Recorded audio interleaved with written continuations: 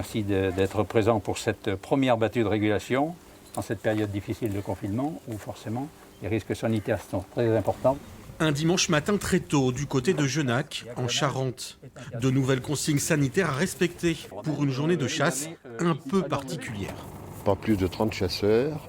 Bien sûr, les gestes barrières doivent être respectés quand on donne les consignes. Donc, les chasseurs sont à plus de 1,50 m les uns des autres. Port du masque obligatoire. Seuls les piqueux qui mènent les chiens lors de la traque sont exemptés de masque. La chasse est interdite partout en France, à l'exception de celle dite de prélèvement, qui consiste à réguler les gros gibiers comme le sanglier et les chevreuils. La faune sauvage occasionne en fait des dégâts sur les cultures et notamment dans cette zone ici là, sur les jeunes plantations de vignes. Donc c'est important de continuer donc, en fait, cet acte de régulation pour éviter d'avoir des problèmes au printemps prochain.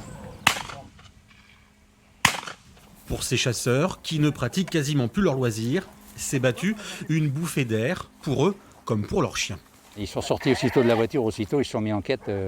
C'est pas possible de les tenir, quoi. Dès qu'on les sort, forcément, les chiens, ils sont pas sortis depuis maintenant 3 semaines, un mois, et ils sont dans les starting blocks, quoi. Les dégâts des grands gibiers dans les cultures sont estimés à 500 000 € par an en Charente. Des battues comme celle-ci sont organisées les week-ends dans chaque département de la Nouvelle-Aquitaine.